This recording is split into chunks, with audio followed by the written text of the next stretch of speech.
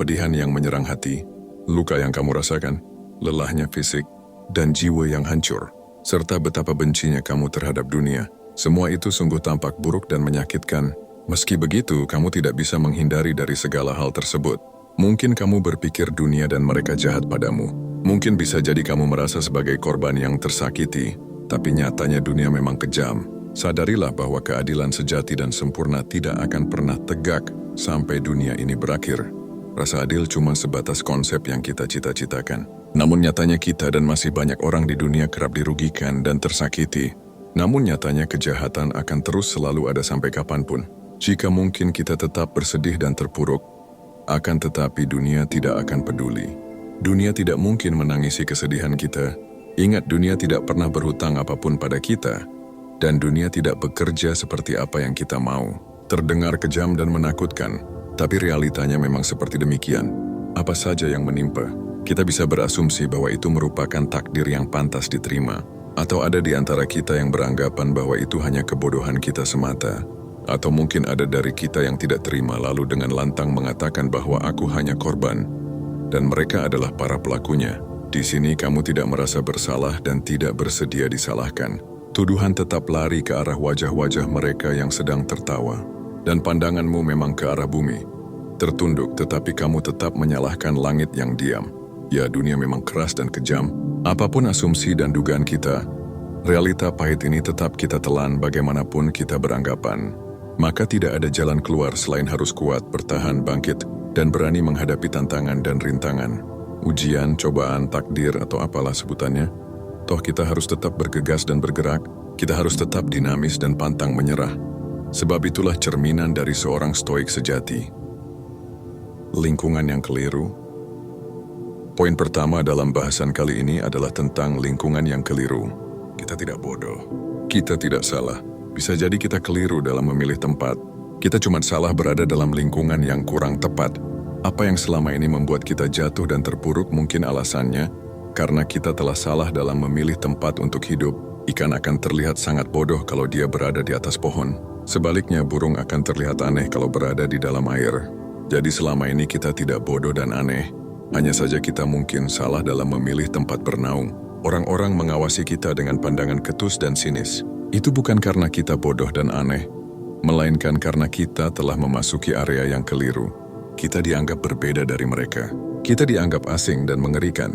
Pemikiran kita yang lain dari mereka. Opini kita yang terkadang berseberangan dengan idealisme mereka. Sehingga pada akhirnya friksi tersebut membawa kegaduhan. Kita berbeda sendiri. Bukan artinya lantas kita jadi sosok subjektif dan egois. Sebab suara terbanyak belum tentu suara paling benar. Dan karena kita sangat berbeda, pada akhirnya pandangan ketus itu pun mengarah pada kita. Dunia yang keras dan kejam berawal dari lingkup yang kecil, bernama lingkungan atau ruang pergaulan. Coba perhatikan apa yang ada di sekelilingmu. Apakah benar mereka memang buruk akhlaknya? Atau mungkin itu cuma persepsi kita saja? Di sini kita kadang keliru dalam menentukan cara bereaksi. Misalnya, ketika pakaianmu robek, lalu ada temanmu yang mengejek pakaianmu, lantas apa dengan begitu kamu menyalahkan temanmu? Apa lantas dengan itu kamu bisa menilai bahwa temanmu buruk karena telah mengeluarkan ejekan padamu? Tunggu sebentar. Dia tidak akan berkata buruk seandainya pakaianmu tidak robek, bukan? Dia tidak bakal mengeluarkan kata-kata buruk jika kamu tidak memulai duluan. Jadi daripada menilai temanmu yang belum tentu salah, lebih baik ganti pakaianmu dengan yang tidak robek. Maksudnya kita kadang-kadang yang suka memancing agar orang lain berkata dan bertindak buruk sehingga orang lain pun memperlihatkan tanduknya.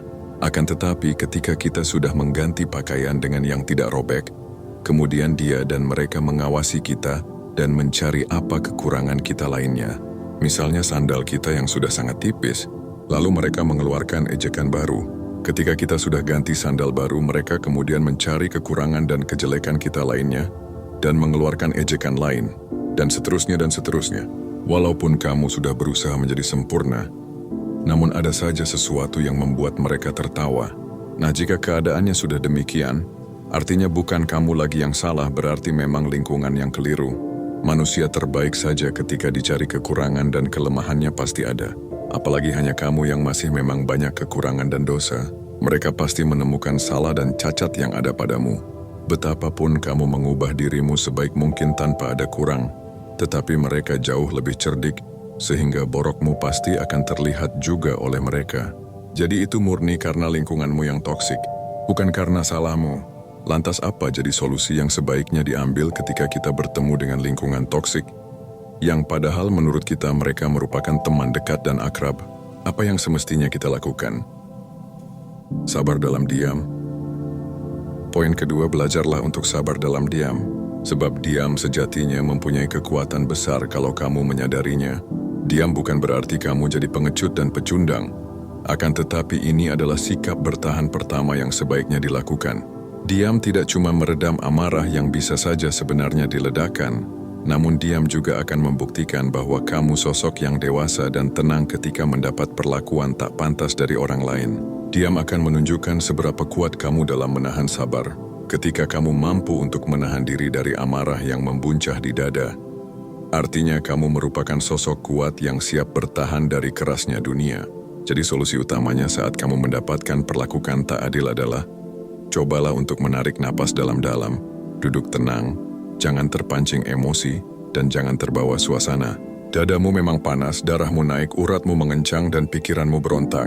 Disinilah kekuatan diam dalam sabar bekerja. Diam dan sabar akan meredam api yang berkobar di dirimu. Diam dan sabar akan menenangkan dirimu. Ketika kamu merasakan sakit dan perih saat mendapatkan perlakuan tak pantas, disinilah kamu menunjukkan kekuatanmu dengan diam dan sabar. Kamu bisa memasang ekspresi datar dan sedikit mengeluarkan senyum sembari melihat mata temanmu yang menjengkelkan itu. Kamu memilih untuk tidak bereaksi sama sekali, tidak membalas ejekannya, dan tidak pula bersikap impulsif yang bisa saja memantik kericuhan di sana. Kamu lebih menonjolkan sikap tenang daripada berkoar segera membalas ucapan kotornya. Dan kamu lebih dewasa ketimbang mesti bersikap seperti anak kecil yang suka saling serang pakai ucapan. Tanganmu tidak mengepal dan tidak ada pula seringai di wajahmu. Bukannya menyerang baliknya, kamu justru tetap bertahan dan bersabar dalam diam. Hanya saja, sikap kalemmu itu rupanya tidak direspon secara baik oleh mereka. Kamu yang diam dan sabar rupanya dianggap penakut oleh mereka, sehingga ejekan dan tawa itu semakin besar saja. Di sini kamu sadar bahwa ini bukan lagi candaan tongkrongan, yang mana kamu biasanya enjoy dan ikut tertawa. Ini bukan lagi kelakar yang mana kamu bisa ikut senang bersama mereka, tetapi ini sudah berada di luar batas. Bukan lagi candaan biasa. Apa yang mereka tertawakan sudah tidak wajar seperti biasanya, dan kamu memang benar-benar dipermalukan atas segalanya. Maka solusinya adalah cobalah untuk tidak diam lagi. Kamu tetap sabar, tetapi jangan terlampau diam. Cobalah untuk bicara terus terang kalau kamu tidak suka dengan candaan seperti itu. Apalagi mereka sudah membawa tentang kekurangan fisik dan masalah pribadi keluarga. Ucapan semacam itu bukan lagi lelucon yang bisa diterima. Tawa yang membahana itu bukan lagi untuk keceriaan bersama, melainkan murni karena ingin membuat kamu terpojok dan dipermalukan. Jadi cobalah untuk bicara dan sampaikan ketidaksenanganmu pada mereka. Katakan dengan jujur bahwa kamu tidak suka mendapatkan ucapan dan tawa yang sangat menyindir dan menyakitkan. Bilang pada mereka sebaiknya tidak perlu membawa hal-hal sensitif dalam candaan. Ini bukan karena kita sok bijak, tetapi demi menjaga prinsip yang ditanamkan dan juga menjaga harga diri. Meski begitu, candaan mereka semakin tidak sehat dan tidak wajar. Walaupun kita berupaya sabar, bertahan, dan bicara baik-baik, hanya saja mereka juga tidak ada perubahan. Sikap kalem dan ucapan kita yang lembut tidak juga membuat hati mereka luluh. Dan pada akhirnya kita pun sadar bahwa lingkungan ini memang sudah tidak sehat. Ada banyak hal yang bertentangan dengan keyakinan dan nilai-nilai. Setelah paham atas apa yang terjadi, maka apa yang mesti kita lakukan selanjutnya? Pergi sementara dari dunia. Lingkungan atau pergaulan yang toksik merupakan salah satu alasan kenapa sepertinya kita sebaiknya menjauh sementara dari dunia. Misalnya kita tidak begitu dianggap dalam suatu komunitas karena punya kekurangan tertentu, atau mungkin kita pernah membuat suatu kesalahan kecil sehingga mereka menganggap kita adalah makhluk pendosa dan tidak pantas dimaafkan. Atau kita malah yang dianggap sebagai pelaku yang pada akhirnya mereka mencap kita sebagai orang yang tak pantas dijadikan sahabat. Bisa jadi pula, dunia menampakkan kekejamannya ketika kita masih berada sangat di bawah, kemudian mereka memandang kita begitu hina. Mereka menilai kita sebagai orang rendahan yang tidak pantas bergabung bersama mereka. Profesi kita, penghasilan, status pendidikan, dan reputasi. Kita masih berada jauh dari kata sukses. Ketika mereka lebih suka meludah saat bertemu kita daripada tersenyum, saat itulah rupanya mereka memandang kita bukan hanya sebelah mata, tetapi justru benar-benar memalingkan wajah. Kita yang masih berada di bawah kerap tidak dianggap. Parameter mereka adalah uang, status, dan popularitas. Sementara kita tidak mempunyai semuanya dan lebih pantas dihina. Bukan berarti ini muncul dari pemikiran subjektif atau prasangka semata. Akan tetapi terkadang mata dan bibir mereka yang bicara. Penilaian itu muncul dari ucapan dan sikap mereka. Alhasil tidak ada tanggapan apapun dari mereka, kecuali segala yang rendah dan buruk. Ya, begitulah dunia yang keras dan kejam. Bukan mereka yang berubah, tapi kita lebih peka. Ketika kamu tidak mencapai standar mereka, maka otomatis kamu lebih dekat dikucilkan daripada dijadikan teman. Dan kalaupun dijadikan teman, ya mereka bakal tampak sombong sembari mengeluarkan umpatan dan ejekan. Kemudian kamu hanya dijadikan badut lucu oleh mereka. Kondisimu yang terpuruk dan berada di bawah bakal menjadi topik hangat pembicaraan, supaya mereka tertawa lebih besar sambil mengangkat kaki. Kondisi finansial dan mentalmu akan jadi perbincangan seru yang membuat mereka jauh lebih betah saat berkumpul.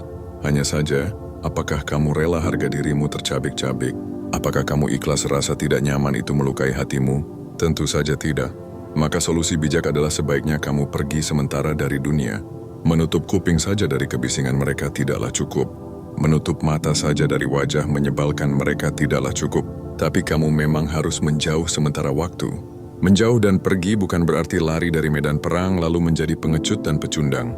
Menghindar lalu menyendiri bukan lantas menjadi egois dan antipati. Akan tetapi ini adalah bentuk pertahanan diri sekaligus menyelamatkan harga diri kamu yang sedang dirobek. Pergi menjauh sementara waktu adalah cara agar kamu lebih menghormati dirimu sendiri. Dunia yang keras tidak selamanya untuk ditantang balik dan dilawan. Ada kalanya kamu sebaiknya bertahan atau mundur ke belakang.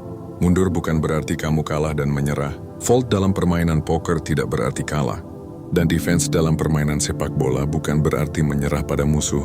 Ini tentang teknik bertahan sementara waktu sebab sekali lagi dunia tidak selamanya harus kamu lawan. Ketika kamu merasakan sakit dan perih kemudian memilih untuk sendiri, artinya kamu tidak cuma sadar bahwa lingkunganmu memang keliru, tetapi kamu akhirnya sadar bahwa dunia memang keras dan kejam. Kamu mungkin tidak terima kenapa dunia seperti ini, kenapa temanmu sejahat itu, dan kenapa orang baik sepertimu bisa menjadi korban. Begitulah realitanya. Seperti apa yang sudah sempat disinggung bahwa keadilan sejati tidak akan pernah tegak secara sempurna sampai dunia ini berakhir. Pahit. Ya, memang sudah seperti itu. Pada saat kekecewaan dan kemarahan muncul, lantas bagaimana cara kamu menghadapinya? Lantas bagaimana cara kamu merespons kejadian yang amat menguras pikiran dan emosi tersebut? Mari kita masuk ke pembahasan selanjutnya. Berdamai dengan luka, bersahabat dengan emosi. Pastikan bahwa beragam kejadian dunia termasuk ejekan dan tawa mereka, termasuk juga pandangan hina mereka, dan termasuk juga kekejaman yang terjadi, itu semua merupakan segala hal yang berada di luar kendali. Segala hal yang tidak bisa kita kontrol sama sekali. Apapun penyebab eksternal yang membuatmu terpuruk adalah perkara yang tidak bisa kamu kendalikan. Meski begitu, stoikisme pun mengajarkan bahwa masih ada hal yang dapat kita kendalikan ketika menghadapi suatu persoalan. Pikiran dan emosi merupakan hal internal yang bisa kita kendalikan sepenuhnya. Dan kita punya tanggung jawab penuh atas respon yang muncul dari dalam diri kita. Cara terbaik setelah kita memutuskan untuk menjauh sementara waktu dan memilih kesendirian adalah kita sudah sepantasnya untuk berdamai atas luka yang kita derita. Sebaiknya kita berdamai atas masa lalu yang kemarin menyiksa. Tidak ada gunanya memendam kepedihan. Yang telah terjadi dan itu sudah terjadi. Prinsip stoikisme adalah terima lalu lepaskan. Memang berat, tapi kita harus kuat dalam menerima dan melepaskannya. Ketika kita dilanda emosi berat berupa kekecewaan, kemarahan dan juga kesedihan atas problem kehidupan yang keras, tidak cuma dari lingkungan toksik, tetapi juga bisa jadi dari dalam keluarga sendiri, atau dari dunia kerja dan bisnis, atau mungkin dari suatu komunitas tertentu, yang pada dasarnya adalah apa yang kita terima sungguh tidak mengenakan sama sekali. Kecewa, marah, sedih, dan beragam emosi negatif semakin membuat akal dan jiwa terpuruk, overthinking, depresi, dan bahkan nyaris gila karenanya. Maka disinilah kita berhak dan sekaligus bertanggung jawab atas emosi tersebut yang menyerang. Di sini kita punya kendali penuh atas emosi negatif. Jadi cobalah untuk lebih bersahabat dengan emosi yang muncul. Tidak ada dari kita yang bisa memaksakan agar emosi tidak muncul atau melenyapkannya seketika. Tidak ada dari kita yang bisa dengan hebatnya membuang emosi itu. Dan bahkan tidak mau diserang. Emosi adalah sesuatu yang alamiah dan muncul ketika kita dihadapkan pada suatu peristiwa atau tragedi. Ketika kita dibuli, ketika kita disia-siakan, ketika kita dikhianati, atau ketika kita direndahkan, emosi itu pasti muncul. Tidak ada dari kita yang bisa menghindarinya, tetapi kita cuma bisa menghadapinya. Dan itu memang sudah sebuah keharusan. Jangan musuhi emosimu. Jangan pula membenci emosimu sendiri. Kemarahan yang muncul sebaiknya dihadapi dengan rasa persahabatan. Kebencianmu terhadap dunia dan mereka sebaiknya dihadapi dengan sikap tenang dan kesatria. Selanjutnya kembali berdamailah dengan luka dan masa lalu. Terima dan lepaskanlah meskipun betapa pedih yang kamu rasakan. Meskipun betapa kerasnya dunia menghantam jiwamu. Kuatkan dirimu dan bangkitlah. Ada kalanya emosi negatif melanda dikarenakan bukan karena perilaku buruk orang lain. Akan tetapi emosi negatif muncul dikarenakan kekecewaan terhadap impian yang tidak tercapai. Kita kerap bersedih hati lantaran cita-cita yang tak kunjung tercapai. Sehingga terkadang kita sampai menyalahkan dunia yang kejam. Saking kecewanya terhadap penderitaan, terkadang kita juga kecewa sama Tuhan, lalu bahkan sampai menyalahkan takdir. Padahal emosi yang muncul dari dalam diri itu memang bisa jadi dari kebodohan dan keteledoran kita sendiri. Jadi sumber masalah tidak cuma dari dunia luar, tetapi bisa jadi berasal dari dalam diri kita sendiri. Ekspektasi yang terlalu tinggi, keputusasaan dan merasa lelah. Ini ada kaitannya dengan poin selanjutnya. Mari segera masuk ke pembahasan. Kurangi ekspektasi bukan hancurkan mimpi. Semakin besar angka harapan. Namun ketika harapan itu tidak tercapai, maka kekecewaan akan besar pula. Di sini bukan dunia yang jahat. Di sini bukan mereka yang kejam, dan bukan pula Tuhan yang bermaksud menyiksamu. Akan tetapi ini adalah soal ekspektasimu yang terlampau tinggi. Begini, cita-cita atau impian yang tidak terukur sama saja seperti khayalan kosong. Kita memang boleh bermimpi setinggi apapun, tetapi kita juga mesti sadar diri dan mengukur tentang apa saja yang ada dari kita.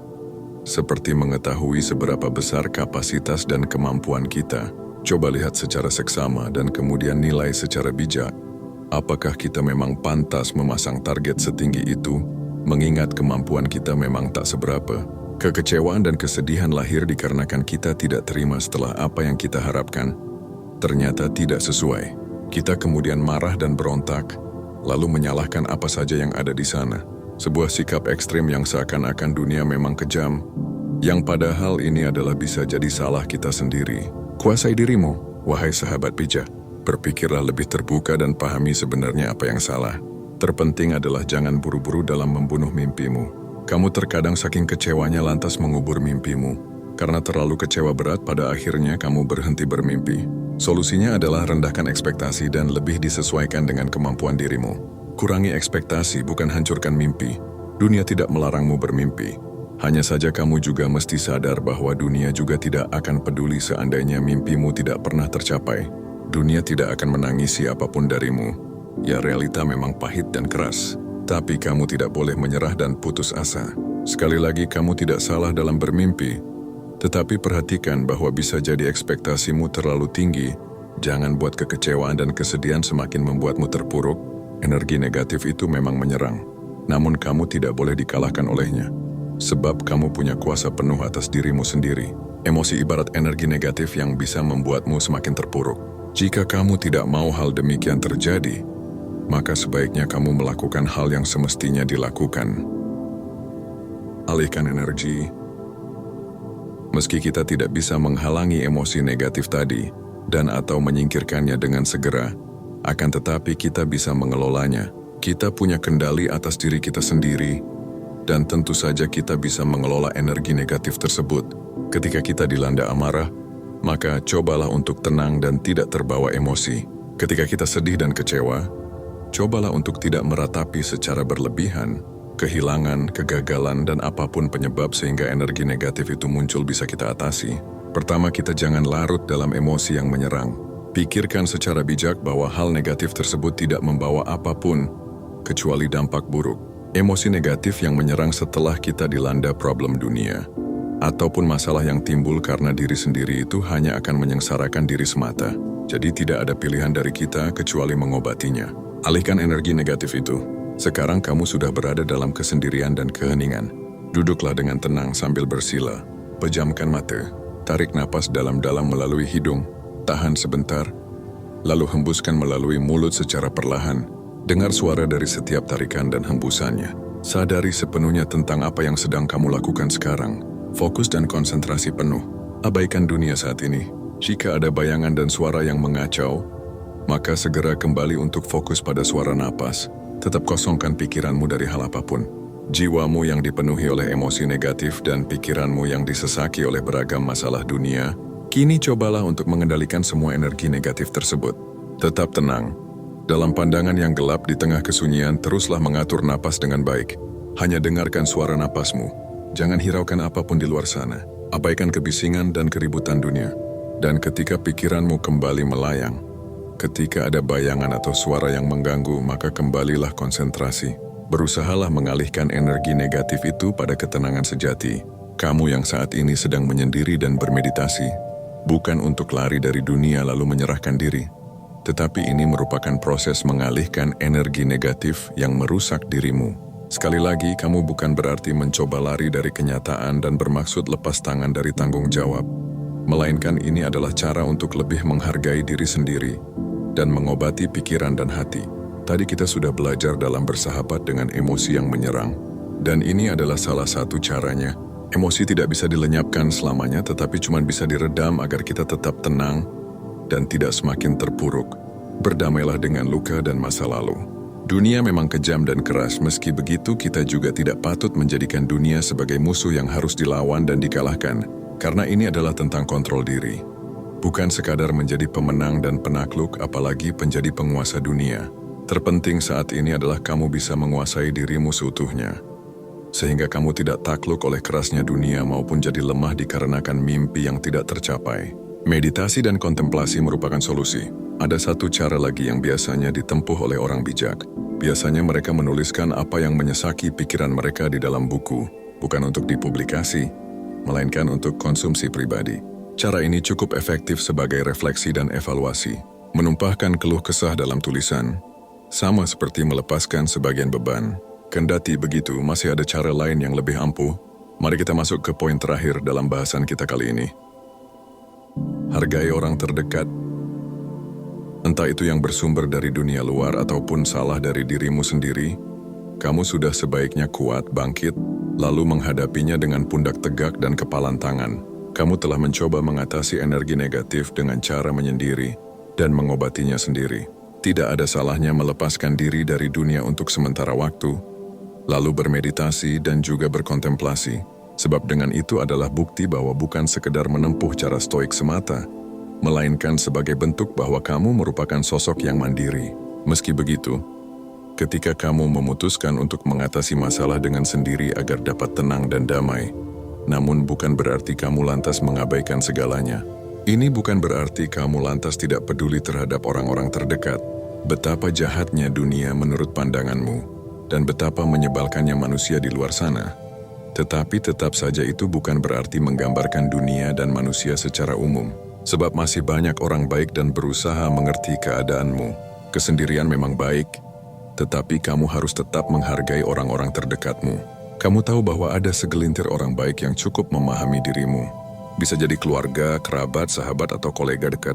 Kamu bisa mencari orang yang tepat untuk membantu meringankan beban di pundakmu. Setelah kamu cukup tenang dan emosimu sudah stabil, kamu bisa mencari sosok terbaik yang bisa menjadi pendengar dari masalahmu. Ini bukan berarti kamu lemah dan berharap empati dari orang lain. Tetapi ini adalah bentuk penghargaanmu terhadap orang terdekat.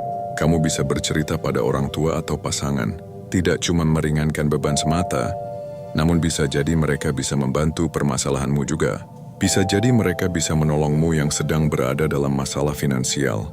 Bisa jadi mereka memberikan kesempatan bekerja, atau memberi modal usaha, mencarikanmu jodoh, atau sekadar memberikan nasihat bijak padamu supaya kamu punya banyak pilihan dan solusi atas masalah. Bercerita bukan berarti kamu cengeng dan hobi mengeluh. Kalau kamu curhat di media sosial, itu adalah langkah yang sangat tidak tepat. Tetapi sekarang kamu meminta pada satu orang yang tepat untuk dijadikan sebagai pendengar, lalu kamu pun berharap masukan juga darinya.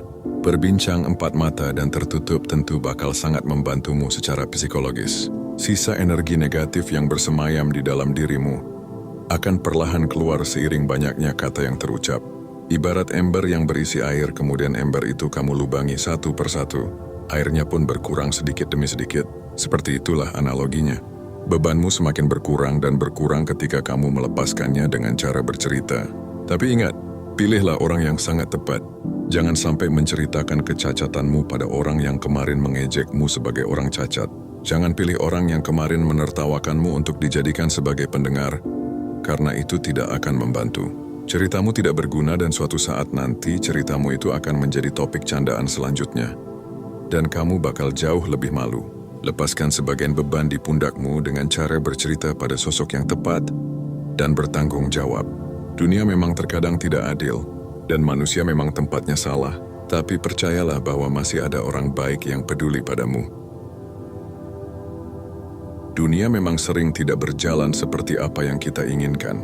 Dan manusia memang kerap tidak berperilaku seperti apa yang kita dambakan, dan hasil yang dicita-citakan memang terkadang tidak seperti apa yang kita harapkan. Pada akhirnya kekecewaan, kesedihan, dan kemarahan itu pun muncul. Emosi negatif layaknya energi yang membuat kita semakin terpuruk, kegagalan yang kita alami, ejekan dan tawa dari mereka, cinta yang dikhianati, persahabatan kosong, karir berantakan, bisnis hancur, dan beragam masalah berat lainnya. Kita mungkin menyimpulkan bahwa dunia ini memang keras, pahit, dan sangat tidak adil. Tapi kita harus tegar menghadapi bahwa dunia memang seperti itu cara kerjanya.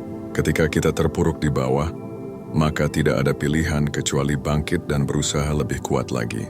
Tidak ada yang peduli pada kondisimu yang terpuruk parah. Tidak ada manusia yang bakal menangisi kesedihanmu. Jangan pernah berharap kebaikan sempurna pada dunia, dan berhentilah berpikir bahwa kenapa manusia itu jahat. Stop bermimpi bahwa dunia ini akan adil secara sempurna seperti yang kamu inginkan. Ketika kamu dihantam ujian dan penderitaan, kamu adalah orang pertama yang bertanggung jawab, sebab sejatinya kamulah yang menanggung bebanmu sendiri. Dunia akan tetap kejam dan keras, jadi tinggal bagaimana kamu mengambil sikap dan langkah. Kamu bisa menghadapinya dengan cara menyendiri dalam kesunyian, atau dengan mencari sosok tepat yang bisa merangkulmu agar lebih kuat.